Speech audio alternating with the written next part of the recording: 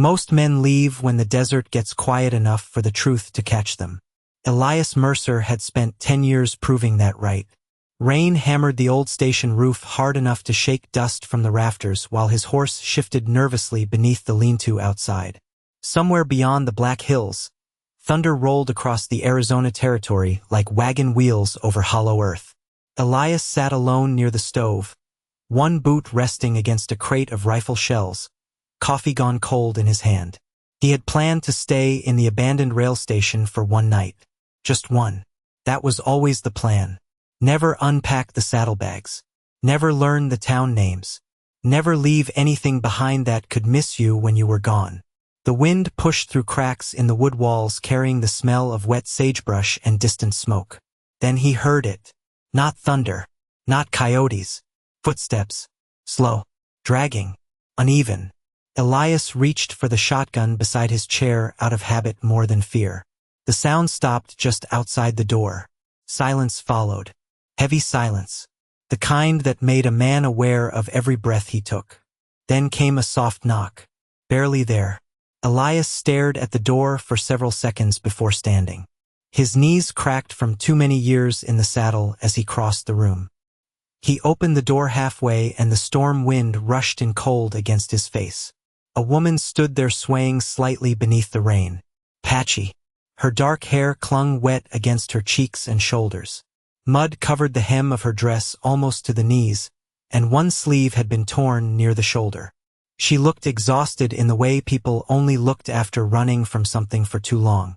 But it was her eyes that held him still. Not fear. Not panic. Just the tired look of someone already expecting disappointment. She glanced past him toward the fire inside. "Please," she whispered. Her voice sounded raw from cold air and dust roads. "Just until the rain stops." Elias should have said no. Every hard lesson in his life pointed toward that answer. Trouble always arrived wearing somebody else's pain. He knew that better than most men. Yet he stepped aside anyway. The woman entered slowly, careful not to touch anything as if she had spent years learning how to make herself small around strangers. Water dripped from her sleeves onto the wooden floorboards while Elias shut the door against the storm again. For a moment neither spoke. The station creaked softly around them while rain battered the roof overhead. Elias placed another piece of mesquite wood into the stove and orange firelight filled the room warmer now, softer. The woman remained standing near the door, watching him carefully, like she expected him to change his mind. "You got a name?" Elias finally asked. She hesitated before answering. "Nayeli."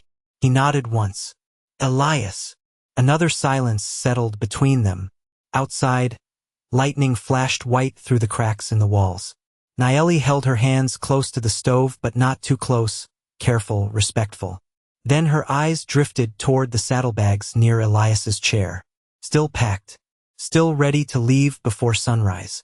Something faint moved across her face then. Sadness maybe, or recognition. She looked down at the floorboards and spoke so quietly Elias almost missed it. "Most men leave before morning." Elias looked away toward the storm outside because for the first time in a long while, he realized he had not yet decided if he would. By sunrise, the storm had moved east, leaving the desert washed clean beneath pale gold light. Water dripped slowly from the station roof while Elias stood outside brushing mud from his horse's flank with an old rag. The air smelled different after rain out there. Cooler. Softer. Like the desert had decided to forgive itself for one more night. He heard movement behind him and glanced toward the doorway. Nayeli stood there wrapped in the wool blanket he had left beside the stove before dawn. It hung loose around her shoulders, almost swallowing her smaller frame. She looked healthier in the morning light, though exhaustion still lingered beneath her eyes. Elias noticed she kept studying the saddlebags tied to his saddle. Still packed. Still untouched. Most people unpacked when they planned to stay. Elias never did. He tightened the saddle strap slowly and avoided her gaze. "You heading somewhere?" she finally asked. Her voice carried carefully, like she did not want the question to sound too personal. Elias shrugged once. "West maybe. Maybe. Depends how the road feels." She looked out toward the empty desert stretching beyond the rail tracks. Nothing moved except dry grass bending beneath the wind. That sounds lonely. Elias almost laughed at that. Almost. Lonely gets easier after a while. Nayeli lowered her eyes slightly as though she understood more than he wanted her to. Silence settled between them again, but it did not feel uncomfortable anymore. Just quiet. The kind people shared when both carried too much history to explain before breakfast. Elias walked inside the station and poured black coffee into a tin cup. He hesitated before grabbing a second one from the shelf. The metal was dented near the rim from years of use. He handed it to her without a word. Her fingers brushed his for half a second. Warm. Careful. He pulled his hand back immediately and stared toward the stove while she wrapped both hands around the cup. Thank you, she whispered. Elias nodded once and sat near the window. Outside, clouds drifted low across the distant cliffs. Somewhere far off, a train whistle echoed through the valley, lonely enough to sound human. Nayeli sat across from him near the stove. She drank slowly, like someone making a small kindness last as long as possible. Elias noticed she had folded the blanket neatly over her knees instead of around herself now. Respectful, temporary, like she had learned never to settle too deeply anywhere. You always travel alone? She asked after a while. Elias stared at the steam rising from his coffee. Mostly. Why? He took longer answering that question than the others. Because people get attached. Nayeli looked at him quietly for several seconds. Not offended. Not surprised. Just thoughtful. And that scares you? Elias leaned back in the chair, the old wood creaking beneath him. Outside, his horse stomped once in the dirt. No, he said softly. It scares them. The words stayed hanging between them like smoke from the stovepipe. Nayeli lowered her eyes to the coffee cup again. A faint sadness crossed her face. Before disappearing almost immediately, Elias caught it anyway. He had spent years learning how to notice pain without asking questions about it. The station remained still except for the crackling stove and distant wind slipping through broken boards. Then Nayeli spoke so quietly he nearly missed it. The man before you said something similar. Elias looked up slowly. She kept her eyes fixed on the coffee in her hands. He told me staying only gives life more chances to hurt you. Elias said nothing, because somewhere deep down beneath 10 years of drifting town to town, he knew that sounded exactly like something he would have said too. The second morning arrived colder than the first. Wind rolled across the valley carrying thin ribbons of dust through the abandoned tracks, while Elias repaired a loose board beneath the station window. The hammer moved steady in his hand, slow and practiced, the way lonely men learn to work when nobody was around to hurry them. Behind him, Nayeli sat near the stove sewing the torn sleeve of her dress with dark thread she had found inside an old supply tin. Neither spoke much that morning. Yet the silence no longer felt like two strangers sharing shelter. It felt older somehow. Familiar. Elias noticed little things without meaning to. The way she folded blankets before sunrise. The way she always thanked him softly for food even when it was nothing more than beans and stale bread warmed over the fire. The way she glanced toward the door every time distant hoofbeats echoed somewhere beyond the hills. Like part of her never fully believed safety could last through an entire day. Around noon, Elias saddled his horse beside the station. Nayeli watched from the doorway while cold wind moved strands of dark hair across her face. You leaving? She asked quietly. Elias tightened the bedroll behind the saddle but did not answer right away. Town is 8 miles south, he finally said. Need supplies. She nodded once. Calm on the outside, but he saw it again. That same guarded look. The look of somebody preparing herself to be abandoned before it happened. Elias rested one hand on the saddle horn and frowned slightly. I will be back before dark. The words surprised even him. He could not remember the last time he had promised anyone he would return somewhere. Nayeli looked down for a moment as if she did not trust herself to react too quickly. All right, she whispered. Elias rode south through pale desert light while dry grass brushed against his boots and vultures circled high above the cliffs. The town of Black Hollow appeared slowly out of the dust by late afternoon. Same crooked streets. Same tired faces. Same piano drifting from the saloon doors like a memory nobody wanted anymore. Elias bought coffee, canned peaches, lamp oil, and fresh bandages from the general store. Nothing unusual. Nothing personal. Yet when his hand paused over a folded blue shawl near the counter, he stood there longer than he should have. Soft wool. Apache stitching near the edges. The storekeeper noticed immediately. Buying gifts now, Mercer? Elias dropped the shawl back onto the shelf without expression. Just looking. The old man smirked slightly. Careful with that. Staying too long around one place changes a man. Elias left without answering. The ride back felt colder. Dark clouds gathered again near the western ridges while evening settled over the desert in slow purple shadows. He told himself the same thing 3 different times during the ride. He was only returning because the station held his supplies. Nothing more. But when the old rail building finally appeared in the distance with smoke rising from the chimney, something inside his chest loosened before he could stop it. Nayeli stood outside near the water barrel wrapped in the same wool blanket from the first night. She looked toward him immediately the moment hoofbeats touched the dirt road. Not surprised. Not relieved exactly. Just quietly waiting. Elias dismounted without speaking and carried the supply sack inside. Nayeli followed behind him slowly. Then she noticed the small paper bag tucked beside the canned peaches. "What is that?" she asked. Elias shrugged once and avoided her eyes while hanging his coat near the stove. Storekeeper threw it in. Nayeli opened the bag carefully. Inside sat 2 pieces of cinnamon candy wrapped in white paper. Small. Cheap. Probably worth less than a nickel. Yet she stared at them like they were something fragile enough to break. Elias busied himself with the stove, pretending not to watch her reaction. After a long silence, Nayeli smiled faintly to herself and whispered words so soft the fire almost swallowed them. Men do not usually come back with kindness in their pockets. 3 days passed without either of them speaking about leaving.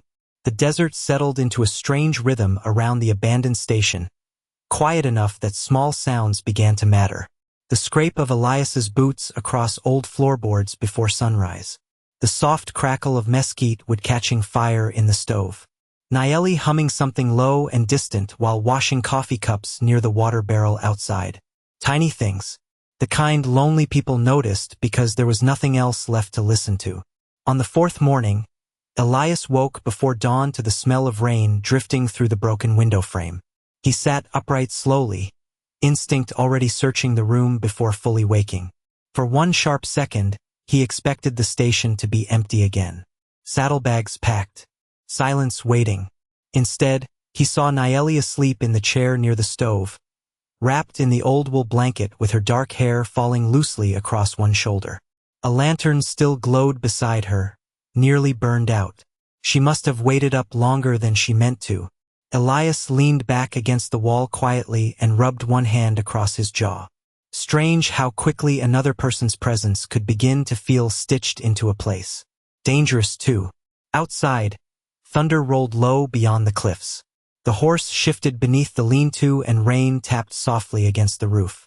Nayeli stirred awake moments later and immediately straightened when she saw him watching. "I meant to put more wood in the fire," she said softly, embarrassed. Elias glanced toward the stove. "You did enough." She relaxed slightly at that. Neither mentioned the fact that she had fallen asleep waiting for him to wake. By afternoon, the storm arrived hard across the valley.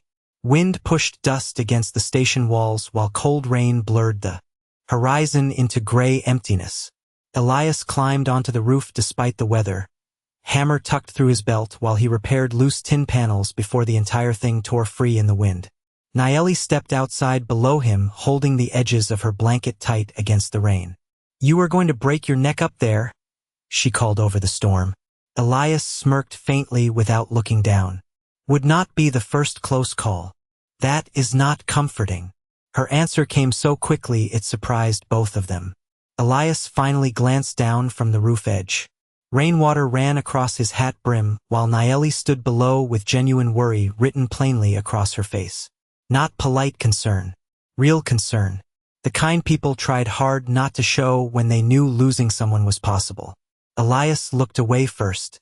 Later that night, the storm trapped them indoors beside the stove while wind rattled old window glass hard enough to shake the walls. Nayeli sat cross-legged on the floor repairing a leather strap from Elias's saddlebag with careful fingers. Elias pretended to read an old newspaper he had found beneath the counter weeks ago. Neither fooled the other. "You stare at the same page every night," Nayeli said quietly without looking up. Elias folded the paper slowly. "And you pretend not to notice." A small smile touched her lips then faded just as quickly. The station fell quiet again except for the storm. After a long silence, Nayeli reached into the pocket of her blanket and pulled out a small object wrapped carefully in cloth. Elias watched her unfold it slowly. Inside rested an old silver pendant blackened near the edges from fire damage. One side carried Apache markings worn smooth with time. The leather cord had nearly burned through completely once before. Nayeli traced one finger gently across the darkened silver. "This belonged to my mother," she said softly.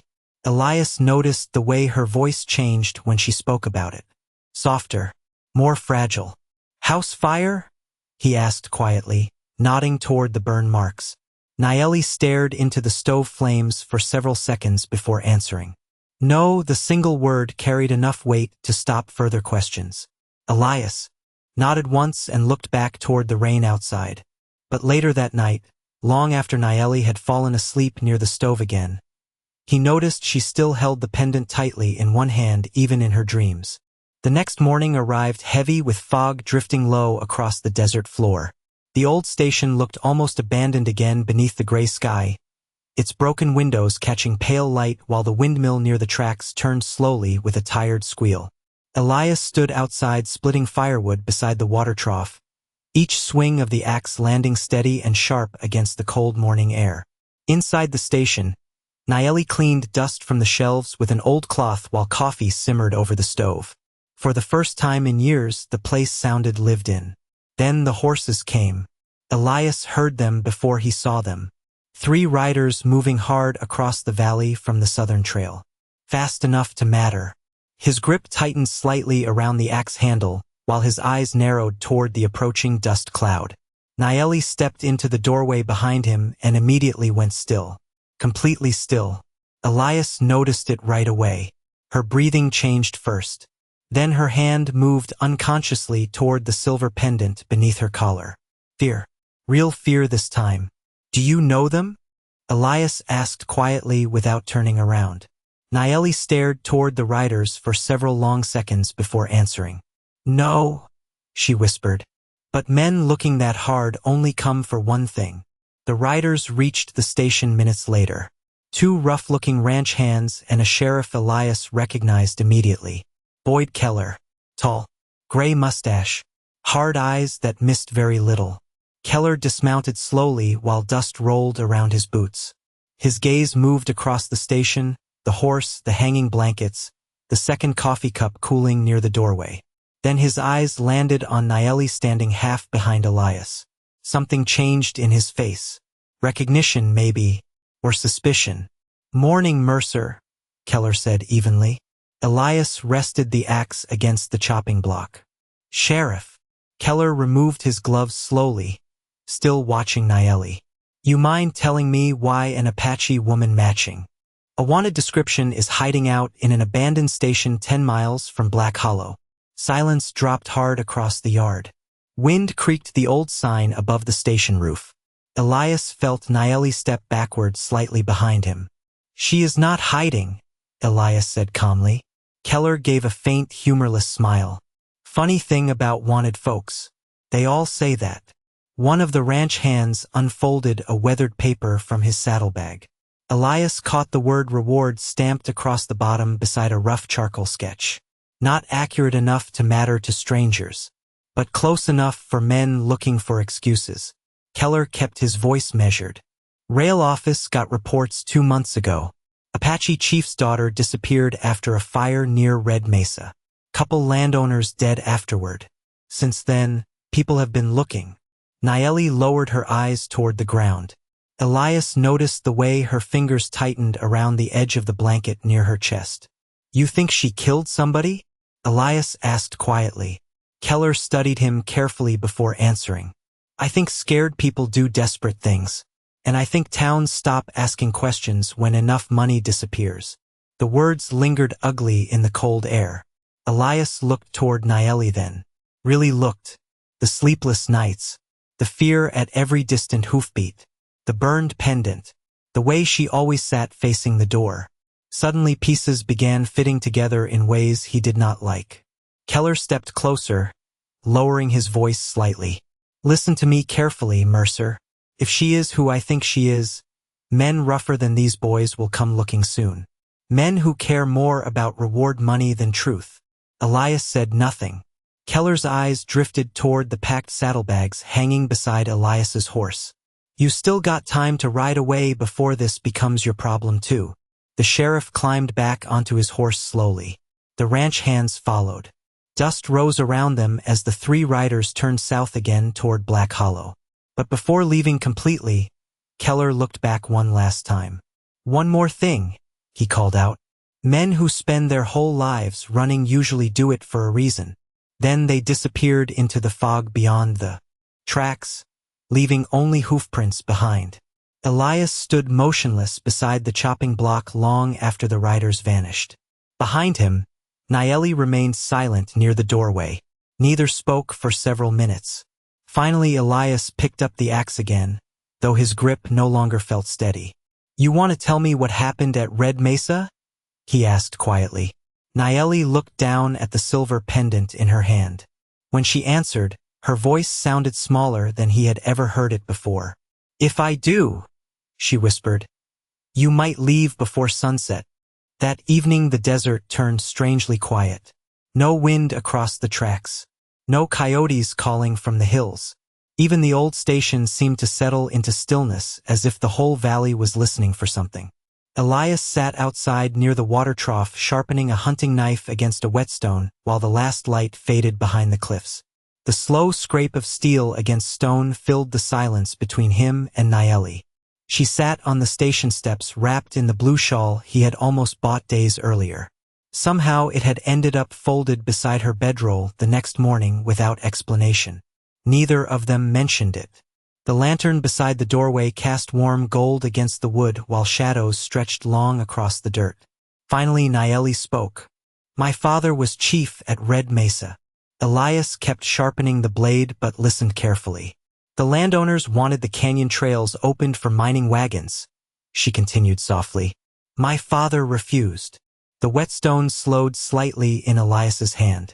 Naeli stared out toward the empty desert instead of at him. One night there was a fire. Half the village burned before sunrise. Her voice remained calm, but Elias noticed her fingers trembling faintly beneath the blanket. People blamed each other. White men blamed Apache raiders. Apache families blamed settlers. Everybody wanted someone to hate. Elias looked down at the knife in his hands. The polished steel reflected lantern light in dull flashes. And you? He asked quietly. Naeli swallowed once before answering.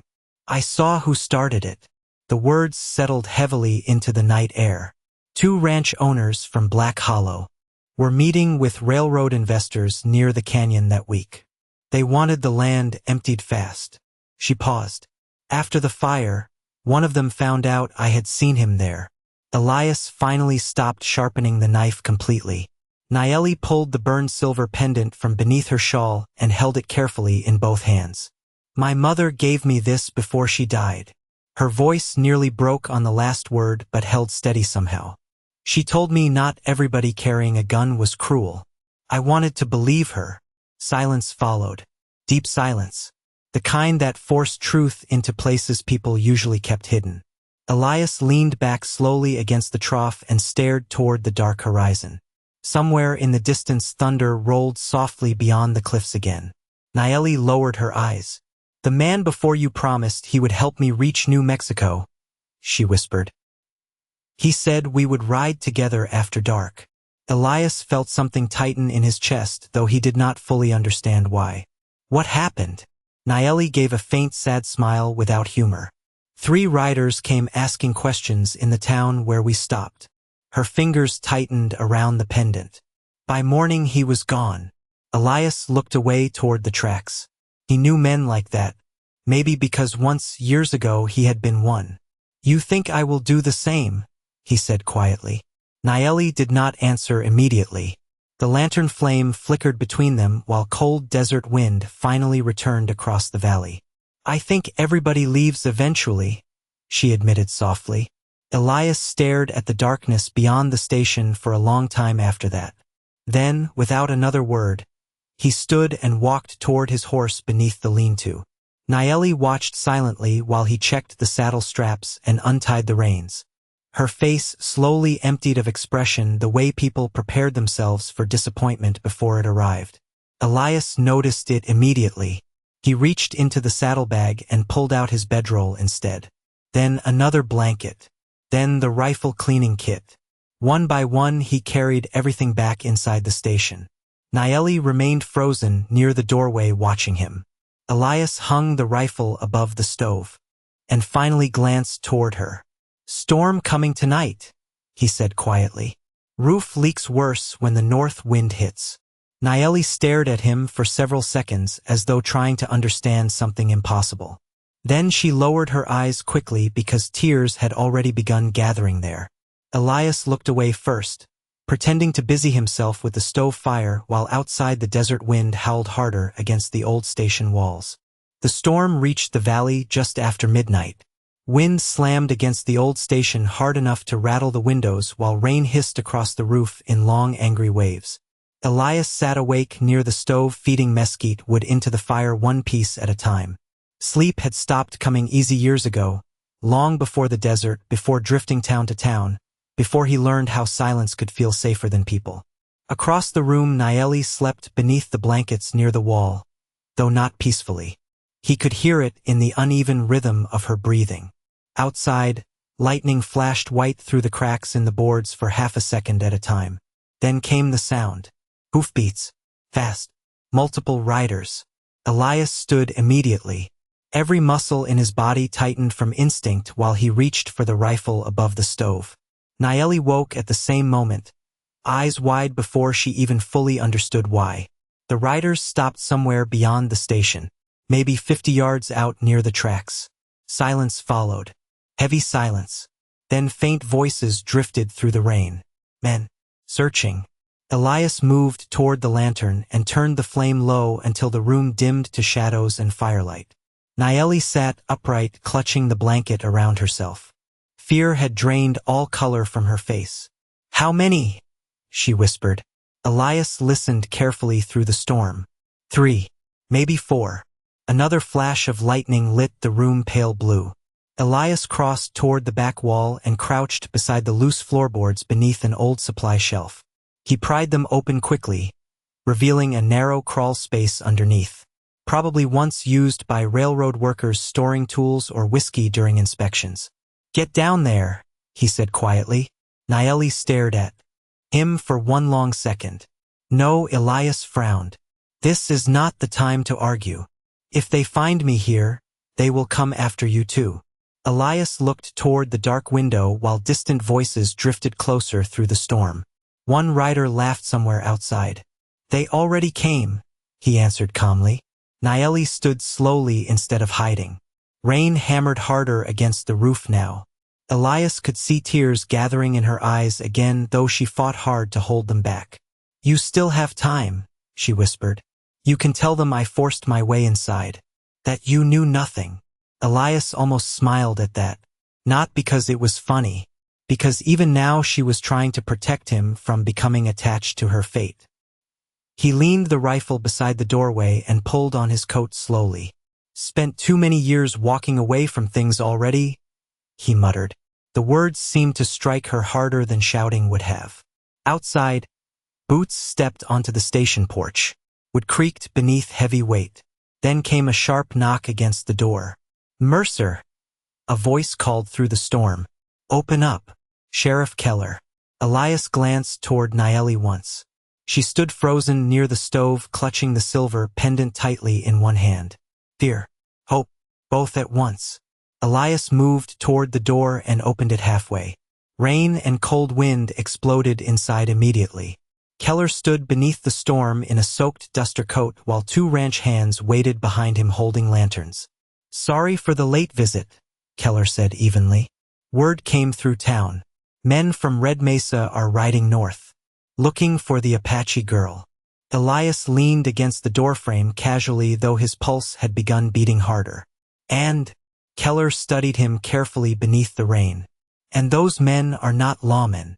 Lightning flashed across the valley again. "If they reach this station before sunrise," Keller continued quietly, "things will turn ugly fast." Behind Elias, Nayeli lowered her eyes toward the floor as if already preparing herself for the worst. Keller noticed her standing there immediately.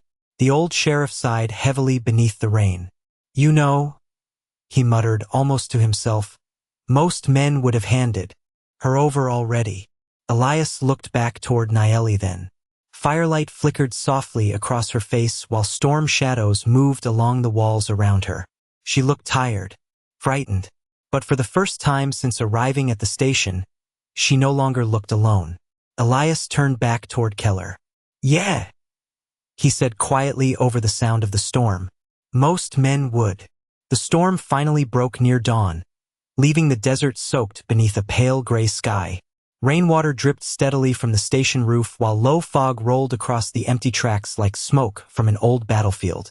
Elias had not slept at all. He stood outside near the porch steps with his coat collar turned against the cold, watching the horizon lighten inch by inch. Sheriff Keller and the two ranch hands had left hours earlier, but the warning they carried remained behind like a weight hanging over the station. Inside, Nayeli quietly packed her few belongings beside the stove.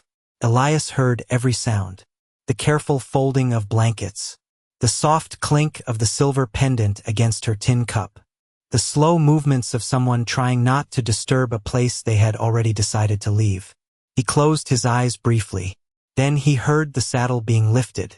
Elias stepped inside immediately. Nayeli stood beside the table securing her bedroll with leather straps. She avoided his eyes while pulling on her shawl. "What are you doing?" he asked quietly. "Leaving before they come back." Her voice sounded calm, but her hands betrayed her, trembling slightly against the buckle straps. Elias took off his hat slowly and rested it against the counter. "You do not know they are coming." Nayeli gave a faint, tired smile. "Men chasing money always come." Outside, distant thunder still grumbled beyond the cliffs, though the rain had stopped. Elias looked toward the doorway for several long seconds before speaking again. "Road north is rough after storms. I know. You will not make it far alone." Nayeli finally looked up at him then.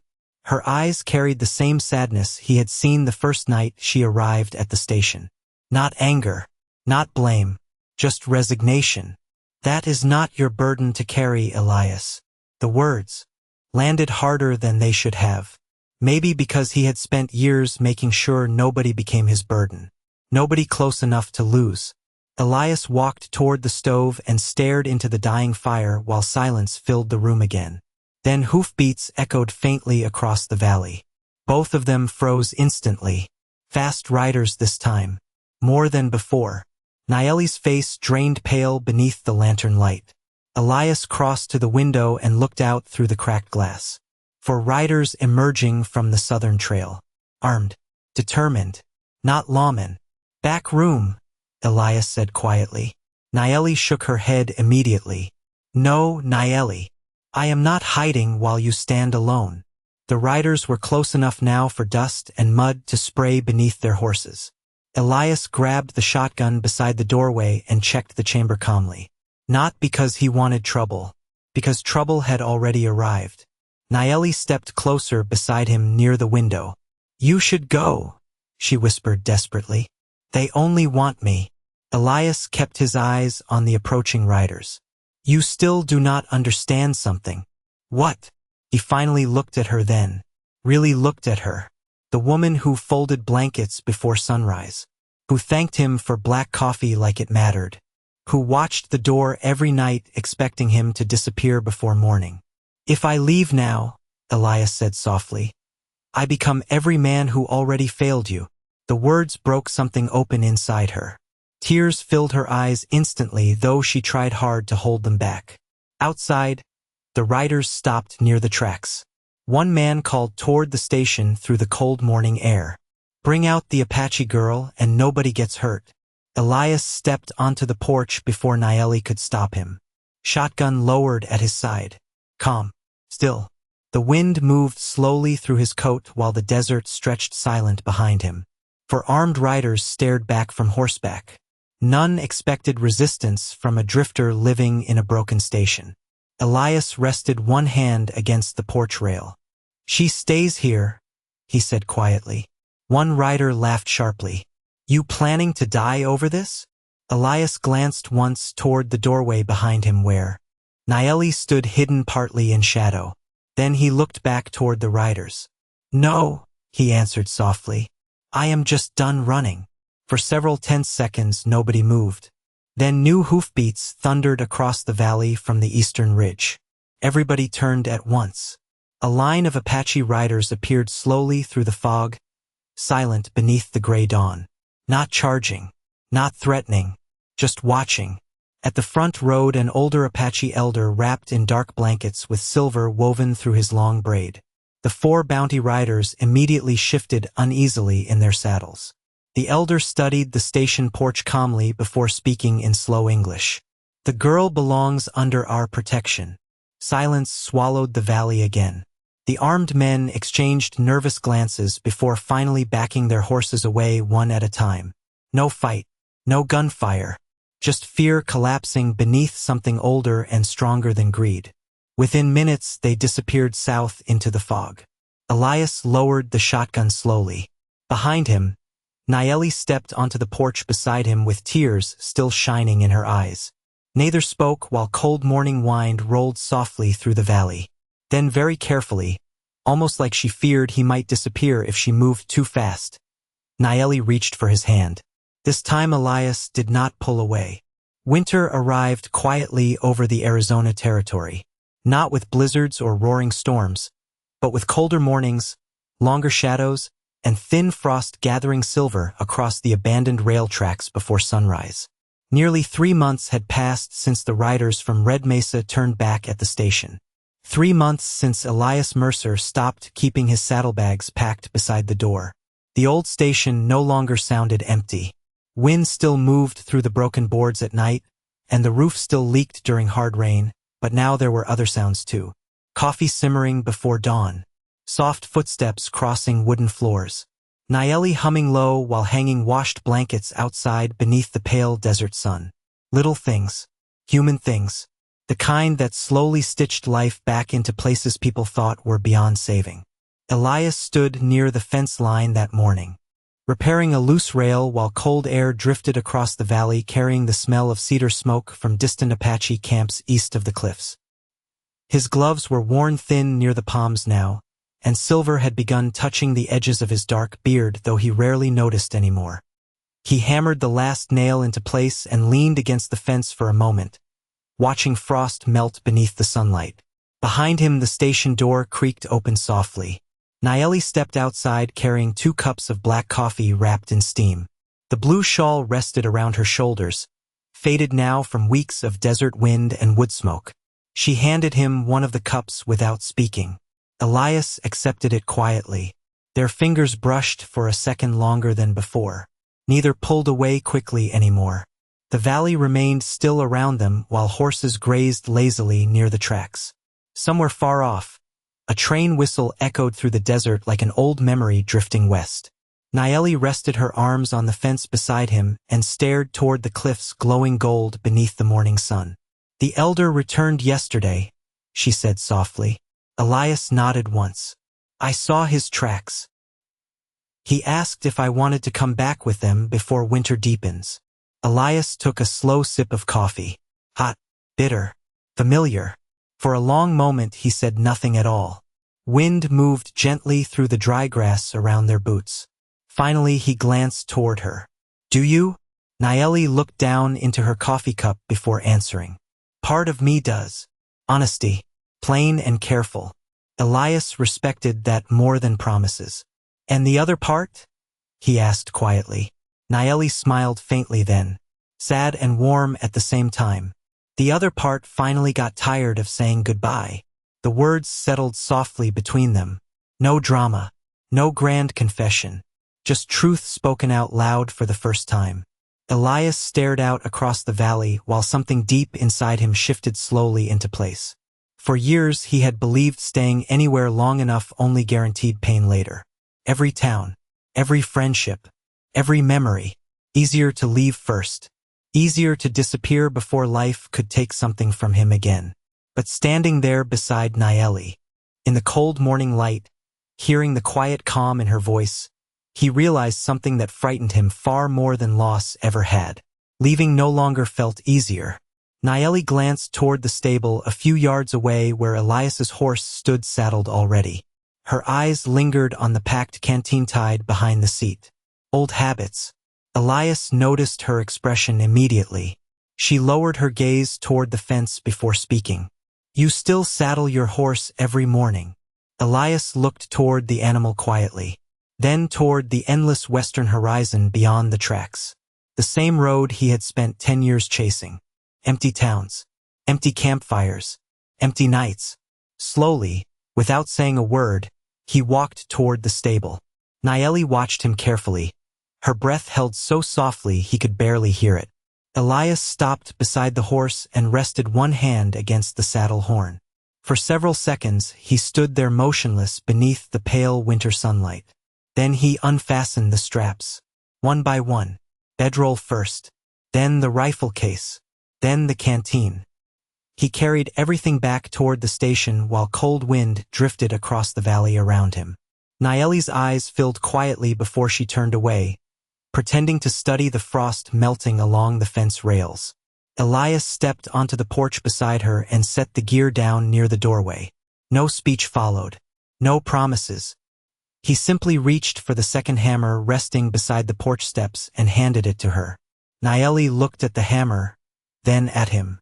Elias nodded toward the unfinished fence line stretching beside the tracks. "Winter is coming," he said softly. "Going to need both sides fixed before the snow." For a moment she could not speak at all.